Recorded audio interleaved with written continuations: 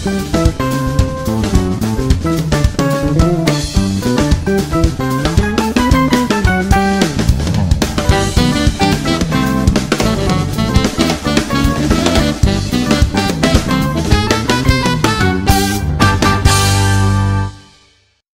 Blessed People, apa kabar? Semoga kabar lo baik-baik aja, sehat walafiat, penuh dengan semangat, dan semakin cinta akan Tuhan. Oh ya Blessed People, gue minta maaf kalau kemarin ada kesalahan. Gue nggak tahu sih lo nyimak merhatiin atau enggak ya, tapi yang jelas gue minta maaf karena kemarin ada kesalahan upload. Ya gue nge-upload video yang sama. Terus baru di-upload juga besoknya gitu, karena gue baru ngeh gitu pas gue ngecek. Kok bajunya baju yang kemarin sih? Pas gue lihat lagi di bawahnya, oh sama gitu ya.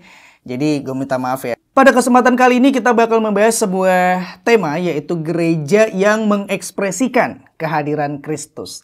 Nah sebelum gue ke pembacaan ayatnya atau lebih dalam lagi tentang tema pada kesempatan kali ini, gue mau pantun dulu ya. Boleh kan ya pantun ya? Iya dong. Sebelum kita masuk ke sesi seriusnya, kita santai dulu ya. Kambing liar, si kambing hitam, dibantai singa-singa dengan kejam. Belajar firman lebih dalam. Cakep. Oke, yuk langsung Blessed People. Kita baca kebenaran firmannya untuk pembahasan kali ini ya. Kebenaran firmannya diambil dari Kolose pasal 1 ayat 24 sampai 29. Sekarang aku bersuka cita bahwa aku boleh menderita karena kamu dan menggenapkan dalam dagingku apa yang kurang pada penderitaan Kristus untuk tubuhnya, yaitu jemaat. Aku telah menjadi pelayan jemaat itu sesuai dengan tugas yang dipercayakan Allah kepadaku untuk meneruskan firman-Nya dengan sepenuhnya kepada kamu, yaitu rahasia yang tersembunyi dari abad ke abad dan dari turunan ke turunan, tetapi yang sekarang dinyatakan kepada orang-orang kudus-Nya. Kepada mereka Allah mau memberitahukan betapa kaya dan mulianya rahasia itu di antara bangsa-bangsa lain, yaitu Kristus ada di tengah-tengah kamu. Kristus yang adalah pengharapan akan kemuliaan. Dialah yang kami beritakan apabila tiap-tiap orang kami nasihati dan tiap-tiap orang kami ajari dalam segala hikmat untuk memimpin tiap-tiap orang kepada kesempurnaan dalam Kristus. Itulah yang kuusahakan dan kupergumulkan dengan segala tenaga sesuai dengan kuasa-Nya yang bekerja dengan kuat di dalam aku. Berdasarkan pembacaan firman barusan, gue mau menarik mundur dulu ke belakang ya. Ini kalau ngomong tentang mengekspresikan kehadiran Kristus di dalam hidup kita, di dalam dunia ini, tentu nggak lepas kaitannya dengan dosa. Di mana dosa itu yang akhirnya membuat kita manusia sempat terputus hubungannya dengan Bapa. Seperti yang kita ketahui, kejatuhan manusia di dalam dosa pertama itu dialami oleh Adam dan Hawa. Dan akibat dari kejatuhan dalam dosa tersebut, kita bisa melihat bahwa kehidupan manusia sebelum jatuh dalam dosa dengan manusia setelah terjatuh dalam dosa itu memiliki perbedaan yang sangat teramat signifikan. Di mana Blessed People bisa lihat ketika manusia Adam dan Hawa pada saat itu belum jatuh dalam dosa, mereka bisa mengekspresikan kehadiran Bapa di Taman Eden pada saat itu. Tetapi ketika manusia sudah jatuh dalam dosa, bukannya berbeda sedikit, tapi justru bedanya jauh banget keadaannya dengan manusia pada saat belum jatuh dalam dosa. Manusia mulai susah mengekspresikan kehadiran Allah di dalam kehidupannya pribadi dan juga kepada dunia. Dan seperti yang pernah gue katakan sebelumnya, bahwa kita diciptakan Bapa untuk bisa menjadi prototipenya Tuhan, di mana Tuhan yang gak kelihatan, kehadirannya bisa dirasakan melalui kita ciptaannya. Mulai dari kasih, mulai dari keadilan, mulai dari kekudusan, itu semua bisa dirasakan melalui kita. Jadi orang lain tuh bisa melihat bagaimana sih Allah yang sebenarnya. Bagaimana sih sifat-sifat Allah gitu ya. Kan Allah nggak kelihatan ya, tapi bisa kelihatan melalui kita gitu loh. Dan juga menurut gue yang menjadi wakil Tuhan di dunia ini bukan hanya orang tua. Bukan hanya kakak rohani. Bukan hanya gembala gereja. Bukan hanya pendeta mungkin ya. Tapi kita semua anak-anak Tuhan. Kita semua orang-orang percaya. Kita adalah wakilnya Tuhan. Di mana kita semuanya bertanggung jawab untuk bisa memberikan percontohan. Kita semua bertanggung jawab untuk bisa merefleksikan karakter Yesus. Atau dalam tema ini adalah mengekspresikan kehadiran Kristus di tengah-tengah dunia. Jadi terlepas apapun jabatannya, ada atau tidak, terlepas dari apapun pekerjaan lo, terlepas dari berapapun umur lo dan gender atau apapun itu ya, kita semua anak-anak Tuhan, blessed people, kita memiliki tanggung jawab untuk bisa mengekspresikan kehadiran Kristus di tengah-tengah dunia ini. Tentu banyak karakter Kristus, tapi intinya semuanya adalah satu, yaitu kekudusan. Kalau kita kudus, kita hidup di dalam kekudusan, maka kita pasti memiliki kasih, buah roh ya.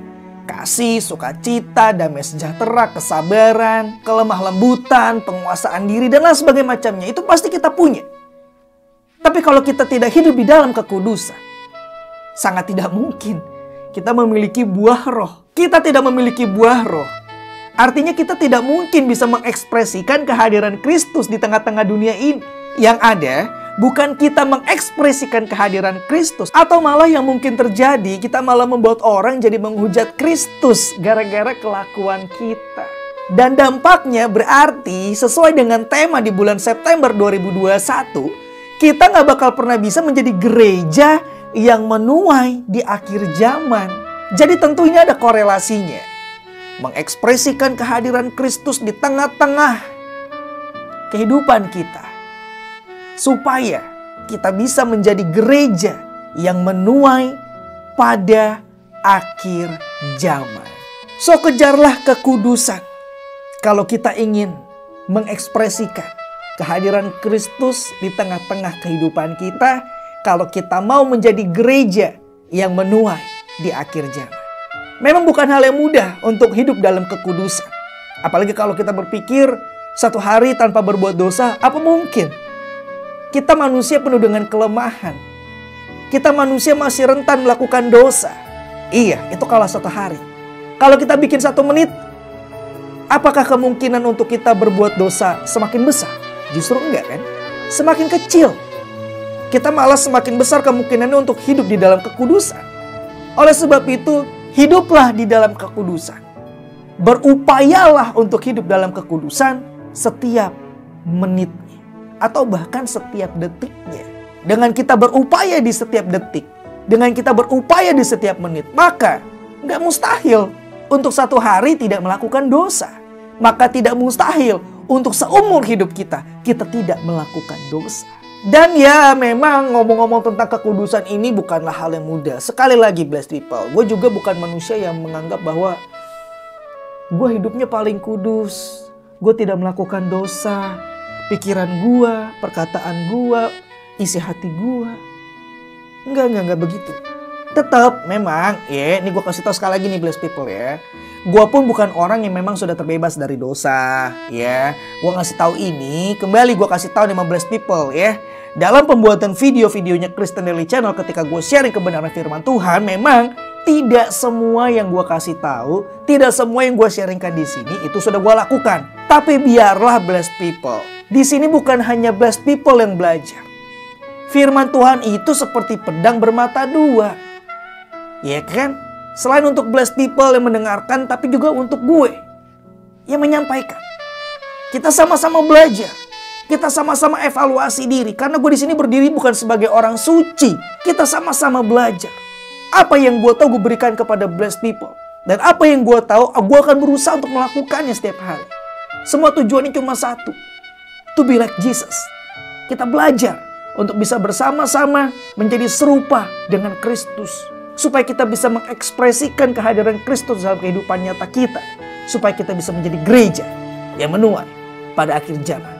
Oke blessed people, jadi siap ya kita untuk belajar melalui video kali ini, melalui kesempatan kali ini, untuk bisa mengekspresikan kehadiran Kristus di tengah-tengah kehidupan kita. Hasilkan buah roh, maka kita bisa menjadi gereja yang menuai pada akhir zaman. Terima kasih banyak tentunya buat blessed people yang udah nonton video ini dari awal sampai akhir.